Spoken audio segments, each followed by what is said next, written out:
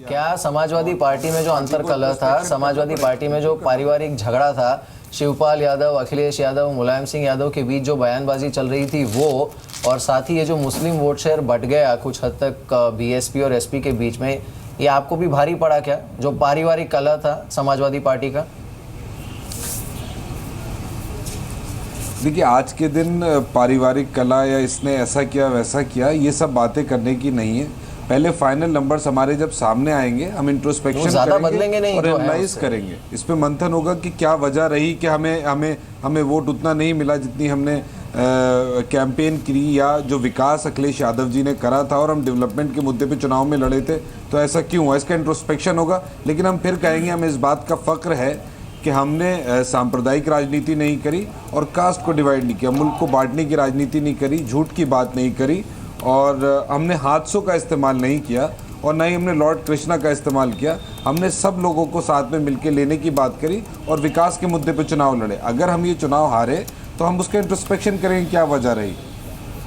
सुलेमान जी, क्या आपको लगता है कि अगर गठबंधन थोड़ा पहले हो जाता तो शायद ये नंबर्स थोड़े बेहतर हो जाते?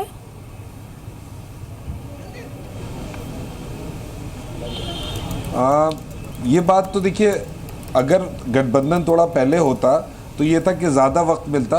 बहरहाल गठबंधन जब हो गया था तो हमारा जो काडर था दोनों पार्टीज़ का, समाजवादी पार्टी और कांग्रेस पार्टी का, पहले फेज से पहले स्मूथनेस हो गई थी कि हम एक दूसरे को वोट ट्रांसफ़र कर सकते थे। तो अभी और वोट परसेंटेज आएगा तो भी अंदाज़ा होगा कि कितना वोट ट्रांसफ़र हुआ, किसको कितना वोट पाया। लेकिन इसमें कोई प्रॉब्लम नहीं आई कि गठबंधन देर हुई थी। शुरू में थोड़ा लग रहा था, लेकिन जब तक पहला फेज़ शुरू हुआ 11 फरवरी को, तब तक आयन आउट हो गया था जो भी डिफ़िकल्टीज़ थी, और मुझे लगता है कि इसमें कोई इतनी दिक्कत नहीं आई, और अंदाज़ा होगा जब वोट परसेंटेज सामने आएगा। जी चलिए, अब एक बार फिर से सारे स्टेट्स के क्या प्रेजेंट नंबर्स है ये आपको बड़ी स्क्रीन पर दिखा देते हैं। सबसे पहले उत्तर प्रदेश के आंकड़े यहाँ पर देख लेते हैं। फर्स्ट फेज में यहाँ बीजेपी देखिए 60 सीटों पर आगे है, समाजवादी पार्टी कहीं भी नहीं चली। 6 मुजफ्फरनगर दंगे शायद यहाँ पर समाजवादी पार्टी पर भारी पड़ गए, बीएसपी तो कहीं भी शायद 4 सीटें सिर्फ। और सेकेंड फेज में आप देखिए बीजेपी 42 सीटों पर आके, समाजवादी पार्टी 21, बीएसपी 4 और अन्य के खाते में एक भी सीट यहाँ पर नहीं आई। थर्ड फेज में जो यहाँ पर आंकड़े सामने आ रहे हैं वो भी देख लीजिए। बीजेपी एक बार फिर कहीं आगे, समाजवादी पार्टी और बीएसपी को पीछे छोड़ते हुए 46, और शायद लग भी रहा है कि थर्ड फेज के बाद, हालांकि जो पूरी की पूरी एक स्टाइल था यहाँ पर इन इलेक्शंस में अपना वोट शेयर बढ़ाने के लिए, वो पूरी तरह से बदल गया था। और मीर, हमने ये भी देखा था कि कैसे मुद्दे जो थे वो थर्ड फेज के बाद कहीं ना कहीं ढल गए थे और एक अलग तरह की राजनीति ने यहाँ पर रूप ले लिया था। और इस बार शायद ये भी बहुत अच्छे से साफ है कि जो पूरी की पूरी स्ट्रैटेजी उत्तर प्रदेश में बीजेपी ने बनाई है, उसकी प्लानिंग बहुत अच्छे से की गई है, और खामियाजा समाजवादी पार्टी और साथ ही साथ बीएसपी को बहुत बुरी तरह से भुगतना पड़ा है। एक्चुअली जो अनिल जी, इनफैक्ट आप इस पर ऐड कर सकते हैं, हमारे साथ नरेंद्र तनेजा जी भी जुड़े हैं, उनसे पहले एक रिएक्शन ले लेते हैं। तनेजा जी, एग्जिट पोल के दिन आपसे बात हो रही थी, तब आप कह रहे थे कि हम तो एग्जिट पोल से भी बेटर करेंगे। आप उस दिन आपकी काफ़ी निंदा भी हुई थी कि आप पहले से ही मिठाई बनवाना शुरू कर देते हैं और बाद में कुछ होता नहीं है। लेकिन 283 की टैली है फिलहाल आपकी, तो इस बार लड्डू भी सही बनवाया आपने। नहीं, देखिए, सबसे उत्तर प्रदेश की जनता जो है वो एग्जिट पोल के अलावा हमसे संवाद करती है और कर रही थी। उत्तर प्रदेश की जनता ने हमको बहुत पहले कह दिया था, बल्कि वो उनकी शिकायत थी कि 2014 में भारत में परिवर्तन शुरू हो गया, लेकिन उत्तर प्रदेश में कब आएगा। और वो यही जो है, और उसको हमको तभी पता लग गया था। उसके बाद हमने बिल्कुल जिस हिसाब से सही तैयारी करनी होती है तैयारी करी। और जहाँ तक आपने कहा कि भाई लड्डू की बात है, खुशी की बात यह है कि उत्तर प्रदेश की जनता जो है उसे समझ गई है। और ये खाली भारतीय जनता पार्टी ने लड्डू नहीं बनाया, यकीन मानिए मेरा, उत्तर प्रदेश के तमाम वो सारे लोग जिन्होंने हमको वोट दिया है, सब आज जो है होली दिवाली एक साथ मना रहे हैं और सब जो है वो अपना अपने हिसाब से वो लड्डुओं का वितरण कर रहे हैं। एक पूरी खुशी की लहर उत्तर प्रदेश में चल रही है। आप अपने संवाददाताओं हाथों से करिए, वो भी आपको बताएंगे। तो ये परिवर्तन जो है, जो उत्तर प्रदेश की जनता चाहती थी, वो परिवर्तन आज आपको दिख रहा है। उसी की वजह है कि मैंने जैसे आपको कहा कि होली और दिवाली, ये भारत के इतिहास में पहली बार हो रहा है कि होली और दिवाली जो है वो सब कुछ एक साथ मनाया जा रहा है, क्योंकि वो अंधेरा जो वहाँ छाया हुआ था इतने लंबे अरसे से, अब लोगों को दिख रहा है कि वही जैसे 2014 में भारत में भारी परिवर्तन आया था, अब उत्तर प्रदेश की जनता के लिए, वहाँ के गरीबों के लिए, वहाँ के किसान के लिए, वहाँ के मजदूर के लिए, उसके लिए भी वो परिवर्तन जो है, उसकी शुरुआत जो है वो आज से हो गई। और इसी वजह से जो है चारों तरफ खुशी का माहौल है, उसमें लड्डू भी शामिल है। चलिए, इस बीच कमल मित्रा चुनौती जी, आपको बहुत बहुत शुक्रिया कहना चाहूँगी, यहाँ पर आप हमारे साथ जुड़े और इस पूरे डिबेट में हमारे साथ यहाँ पर आप बने। अनिल आनंद, क्या आपको ये लगता है कि यहाँ पर 2019 को देखते हुए जिस तरह का कमाल इस बार बीजेपी ने उत्तर प्रदेश में दिखाया है, उत्तराखंड में दिखाया है, गोवा में भी कहीं ना कहीं पर सरकार बना ही लेगी, ऐसे में बहुत ज़्यादा और कॉन्फिडेंट हो जाती है बीजेपी यहाँ पर? देखिए, एक टेंडेंसी रहती है कॉम्प्लिसेंसी आने की, ओवर कॉन्फिडेंट होने की, लेकिन जिस तरह का राजनीतिक मॉडल अमित शाह और मोदी जी मिलकर चलाते हैं, मैंने देखा कि कॉम्प्लिसेंट वो कम होते हैं। फिर भी मैं ये कहना चाहूँगा कि उत्तर प्रदेश जीतना, अगर मैं अंग्रेजी में कहूँगा, इससे shot in the arm for BJP. In comparison अगर मैं ये बात कहूँ कि तीनों दल जो बाकी के मुख्य दल थे अपोजिशन में, कांग्रेस, समाजवादी और बहुजन समाज पार्टी, मुझे लगता है कि ये समय आ गया है कि उन तीनों को अपने अपने मॉडल का विश्लेषण करना चाहिए। अगर मैं एक सेकंड में तीनों का विश्लेषण मैं करूं, कांग्रेस केवल इलेक्शन के लिए मुस्तैद होकर निकलती है, कहीं अकेले और कहीं अलायंस के इस तलाश में। कांग्रेस जो मुख्य एक प्रॉब्लम उनकी ऑर्गेनाइजेशन को स्ट्रेंथन करने की है, वर्कर को घर से निकालने की है, नया वर्कर जोड़ने की है, उस पे कांग्रेस पिछले 10-15 साल से कुछ भी नहीं कर पा रही। यानी कि रूट लेवल पर ढंग से काम नहीं कर पा रही। ग्रास रूट लेवल पे कुछ काम है ही नहीं। मैं अगर ग्रास रूट से के बारे में के अलावा ऊपर की बात भी करूं तो इनडिसीजन है। पिछले 10 साल से ऑल इंडिया कांग्रेस कमेटी में कोई बदलाव नहीं आ रहा। वही चेहरे, वही घिसे पिटे चेहरे, वही जिनका ग्राफ एक फेल्योर का ग्राफ है, वो वही है। दूसरा, समाजवादी पार्टी में 2 मिनट लूंगा, 1 सेकंड लूंगा। समाजवादी पार्टी में अगर हम बात कहें तो पारिवारिक अंतरकला को, उनको आप उसका विश्लेषण उनको बहुत सीरियसली करना होगा और उनको ये भी सोचना होगा कि भविष्य उनका अखिलेश है। जी सर, मुख्तार अब्बास नकवी कुछ कह रहे हैं। या और जो राज्य थे, जिन राज्यों में इससे पहले जो लोग सरकार में थे, उन्होंने अपना हिसाब किताब नहीं दिया। उन्होंने कोई अपने बारे में नहीं बताया कि वो हमसे पूछते रहे कि आप बताइए आपने क्या किया। हमने कहा भैया, हमने तो जनधन योजना से लेकर के डिमोनेटाइजेशन तक जो रिवोल्यूशन खड़ा किया है, वो हर रिवोल्यूशन जो है वो देश के गरीबों के विकास के रास्ते को आसान बनाता है। हमने जो है देश के दिल्ली के सत्ता के गलियारे से सत्ता के दलालों की नाकेबंदी और लूट लाबी में तालेबंदी की, और जिसका नतीजा हुआ कि आज भ्रष्टाचार और घोटालों के जो महारथी थे और घोटालों के जो गुरु घंटाल थे वो गायब हुए। तो इसलिए आज जो है वो देश में जो विकास और विश्वास का माहौल है, आज प्रधानमंत्री श्री नरेंद्र मोदी जी के नेतृत्व में जो देश में विकास और विश्वास का माहौल पैदा हुआ है, उस माहौल पर लोगों ने मुहर लगाई है।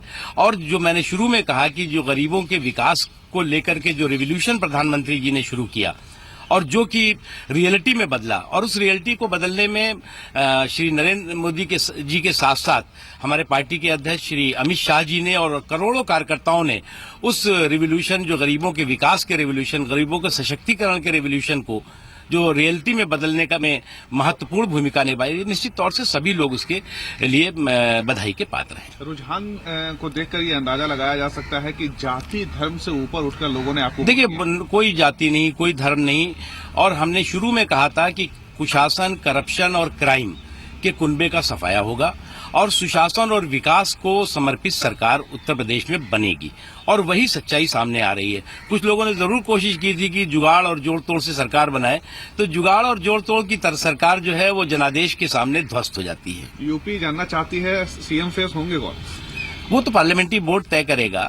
चलिए, तो ये थे मुख्तार अब्बास नकवी। इस बीच एक बार देखेंगे जो सीएम कैंडिडेट की रेस में सबसे आगे हैं वो कौन कौन से हैं, या कौन कौन है जो क्योंकि बीजेपी ने ये सीक्रेट तो रखा था कि सीएम कैंडिडेट होगा कौन कौन है। मेर योगी आदित्यनाथ का नाम यहाँ पर आता है और गोरखपुर से बीजेपी के सांसद है यहाँ पर। केशव पटेल प्रसाद मौर्य भी यहाँ पर एक है, बीजेपी के प्रेसिडेंट हैं। प्रेजेंटली यूपी में बहुत काम किया इन्होंने भी शुरुआत से ही।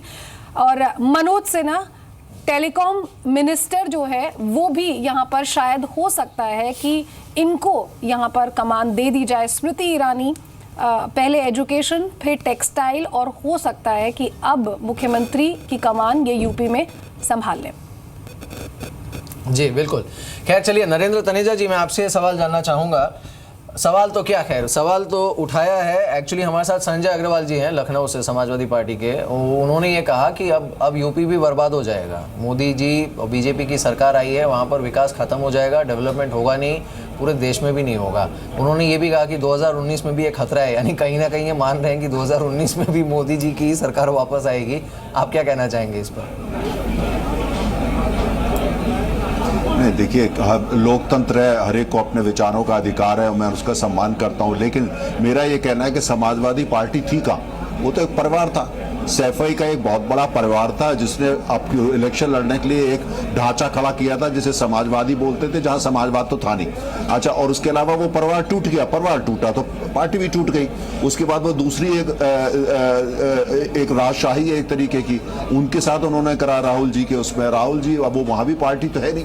अच्छा, बसपा का तो आपको पता ही है वहां क्या है। तो उत्तर प्रदेश की जनता देख लिया, बल्कि अब उसका नतीजा ये है कि अब ये कहना चाहते हैं जो कहें, हमें फर्क नहीं पड़ता। उत्तर प्रदेश की जनता क्या कहती है हमारे लिए, वो मायने रखता है, और उसका क्या कहना है ये आज आप साफ को दिख रहा है। लेकिन उसके बावजूद अगर कोई राजनीतिक दल उसको नहीं देखना चाहते हैं, इसका मतलब है कि उनका आम आदमी और जो उत्तर प्रदेश की जनता से, गरीब से, मजदूर से, किसान से नाता कंप्लीटली टूट चुका है। वो जो कुल मिलाकर के जो सैफई की संस्कृति थी, सैफई की संस्कृति बड़े बड़े बॉलीवुड वालों को बुलाना, नाच गाना करना, बस वो नाच गाना करना था। अब पूरा फुर्सत मिलेगी उनको, करें नाच गाना, सैफई में सारा कुछ करते रहे, अपना करते रहे। परिवार तो टूट चुका, पार्टी भी अब देखेंगे जब सत्ता नहीं है तो इनकी पार्टी तो थी नहीं, जो थोड़ी बहुत थी वो भी चली जाएगी। अब उत्तर प्रदेश में हमारा तो ये है कि हम आके ये देख रहे हैं ये लोग बर्बादी कितनी करके गए हैं। अब हमको चारों तरफ से ये देख रहे हैं कि ये लोग जो समाजवादी पार्टी वाले पहले बसपा कितनी बर्बादी कर गए, किन किन चीजों को ध्वस्त कर खत्म करके चले गए। अभी उसका अवलोकन हम करेंगे, अवलोकन के बाद देखेंगे कितनी तेजी से लोगों को राहत दे सकते हैं। जो ये बर्बादी चारों तरफ हाहाकार जो फैला के गए, सारी जो इंस्टीट्यूशंस थी उनको खत्म कर गए, हर थाने का स्ट्रक्चर क्या कर गए उत्तर प्रदेश की जनता जानती है। विकास के नाम पे उन्होंने कुछ नहीं किया, चारों तरफ विनाश ही विनाश किया था। मेट्रो केंद्र के पैसे से बन गई, आगरा से लेके लखनऊ की जो एक्सप्रेस बनी उसमें तो घोटाले हुए हैं, अभी वो जनता के सामने हम सारा पेश करेंगे। बाकी वहां कुछ था ही नहीं, खाली नारे जाति ये सब करते रहे, वहां पर कुछ खुदा नहीं। तो अभी विनाश का अवलोकन किया जाएगा, कितना उन्होंने विनाश किया, कितना उत्तर प्रदेश को बर्बाद किया, उसके बाद तेजी से वहां पर विकास के लिए हम काम करेंगे। तनेजा जी, आपके लिए एक अच्छी खबर है, उमर अब्दुल्ला ने अभी एक ट्वीट किया है जो कि बड़ा इंटरेस्टिंग होगा। सेलेक्टिव नहीं, कुछ जाति विशेष का, कुछ वर्ग विशेष का, उत्तर प्रदेश की हर जनता सबका विकास होगा, चाहे उसका। खराब खबर भी है, गोवा के चीफ मिनिस्टर हार गए। दो खबर है आपके लिए तनेजा जी। एक तो गोवा में जो सीएम थे वो हारे हैं, तो ये बुरी खबर। और गोवा में वैसे भी आपकी टैली कोई बहुत अच्छी है नहीं, जितनी उम्मीद थी उतनी शायद वो मनोहर पर्रिकर की कमी वहाँ पर खल रही है। लेकिन जो इंटरेस्टिंग ट्वीट आया है वो उमर अब्दुल्ला की तरफ से आया है, राजेश, और उन्होंने ये कहा है अपने ट्वीट में कि अब हमें 2024 के लोकसभा चुनाव की तैयारी बिल्कुल, उन्होंने अपोजिशन पार्टी को अपील की है कि 2019 तो वो भूल जाए, अब 2024 की सोचे, जिस तरह से रिजल्ट आ रहे हैं। सोचो। बिल्कुल, मुझे लगता है बड़ा रियलिस्टिक ट्वीट है, क्योंकि समय बहुत कम है, 2 साल का अरसा है। और उत्तर प्रदेश में अगर मोदी जी के नेतृत्व में, देखिए ये मोदी जी की जीत है, ये तो पहले मान के चलना चाहिए। बट देखिए आप मोदी जी को एक चीज आप नकार नहीं सकते कि वो he puts everything on stake, he puts himself on stake. बिल्कुल, जीत भी उनकी होती है, हार भी। देखिए पंजाब में जो हार भी हुई है वो उनको जाएगा, उसका जो जाहिर है वो उनके जाहिर अगर ये इंडिसीजन था कि वो अकालियों को चेक नहीं कर पाए या उससे आके इंडिपेंडेंटली, जैसे नवजोत प्रेशर डाल रहे थे कि अलग लड़ना चाहिए, उस पर फैसला नहीं करता है, तो इसका तनेजा जी ये पंजाब डैमेज कंट्रोल क्यों नहीं हो पाया आपसे? नहीं, देखिए एक बात तो हमको समझना होगा कि उत्तर प्रदेश पंजाब के अंदर हम लोग जूनियर पार्टनर थे और काफ़ी समय से वहाँ सरकार चल रही थी, एंटी इनकम्बेंसी भी होता है। और दूसरी बात, हम पंजाब को बहुत ही सेंसिटिव स्टेट है, बॉर्डर स्टेट है, वहाँ पे बहुत काम हुआ है, ऐसी बात नहीं काम नहीं है, लेकिन दुष्प्रचार कुछ लोगों ने करा और उन ताकतों के साथ मिलकर दुष्प्रचार किया जो कि वहाँ पे एक तरीके से वो ताकतें थी जो एक तरह में चाहती थी पंजाब हिंदुस्तान से अलग हो जाए। उन ताकतों के साथ मिलकर एक राजनीतिक दल ने काम किया, तमाम वहाँ के लोग विदेशों से आके उन्होंने दुष्प्रचार प्रचार किया, सारा कुछ किया हमने। आप उसको ध्यान से देख करके जो उसके बाद जो रियलिटी वहाँ पर निकल के आ रही है, आप देख रहे हैं ना, हमारी जो काम किया है उसका लोग उसका जो है सपोर्ट कर रहे हैं, ऐसी बात नहीं है। एंटी इनकम्पेंसी होता है राजनीति के अंदर कभी कभी, वो वहाँ पे हुआ है, हमें इस बात का एहसास है। लेकिन उसके बावजूद भी आप देख रहे हैं जो ट्रेंड देख रहे हैं, वो ट्रेंड जो है वो ठीक ठाक है। संजय जी, एक बात तो साफ हो गई है, जिस तरह के नंबर्स यहाँ पर उत्तर प्रदेश में समाजवादी पार्टी के आए हैं, कि अब अगली बार जब आप अगर चुनाव मैदान में उतरेंगे इसके बाद, तो ध्यान रखिएगा कि इस बार की जनता ने कास्ट पर वोट नहीं दिया है यहाँ पर, और राजनीति का स्टाइल जो है वो यूपी का वो पूरी तरह से बदल गया है, और यूपी की जनता अब समझ गई है कि वो आने वाले दिनों में क्या कुछ चाहती है। और जैसे कि तनेजा जी कह रहे थे, अब कर लीजिए नाच गाना, सैफई में जितना भी जश्न मनाना है मना लीजिए। रिजल्ट ऐसे क्यों आए? देखिए, मैं वही कहूंगा बीजेपी को कि ये जो इतना नंबर आ रहा है, मैं तो अपने भरोसा नहीं कर पा रहा हूं कि समाजवादी पार्टी को इतना नंबर कम क्यों आया, क्योंकि मैं पूरा उत्तर प्रदेश खुद घूम करके आया और सभी विधानसभाओं में सभाएं करके आया। मैं इसको कहीं ना कहीं ये भी कहूंगा, एक बार जरूर चुनाव आयोग से मेरा निवेदन है, लोकतंत्र को मानने वाला व्यक्ति हूं, उसका सम्मान करता हूं, जुडिशरी को मानता हूं, कि एक बार इस जो टेक्नोलॉजी इसमें इस्तेमाल हुई है, इस टेक्नोलॉजी के ऊपर एक बार जरूर पुनर्विचार करना चाहिए, और इस पर एक बार अगर कोई जांच पड़ताल हो सकती हो तो इस टेक्नोलॉजी की जांच पड़ताल जरूर करनी चाहिए। क्या बात कर रहे हैं संजय जी? इतना वोट संजय जी, आप फेवर में कैसे पड़ा? बिल्कुल, आप कुछ कहना चाहेंगे? जी, मैं सोचता हूँ जिस टेक्नोलॉजी पे दूसरा मैं आपको ये कहना चाहूंगा कि देखिए, आप ठीक है, उत्तर प्रदेश में आप जीत रहे हैं, आप उत्तर प्रदेश में आप के नंबर सबसे ज़्यादा आ रहे हैं, लेकिन इस कोई भी देश अच्छा तब होता है वो जहाँ पर से हम भारतवर्ष में रहते हैं, हम लोग यहाँ पर संविधान को मानने वाले, लोकतंत्र को मानने वाले लोग हैं। तो किसी की भी ताकत बढ़े, किसी भी राजनीतिक दल की ताकत बढ़े, तो उसको लोकतंत्र का हनन नहीं करना चाहिए। और कैसे लोकतंत्र का हनन हुआ? मेरा ये निवेदन है भाजपा को, अगर उसकी सीटें बढ़ रही हैं तो मैं भाजपा को बधाई दूंगा, और साथ में मैं ये एक जरूर उनसे एक मांग करूंगा कि अगर आपको मौका मिला है तो इस देश में कम से कम अब शिक्षा और ये दवाइयां और मेडिकल ये मुफ्त कर दीजिए, क्योंकि टैक्स आप बहुत ले रहे हैं, भारतीय जनता पार्टी टैक्स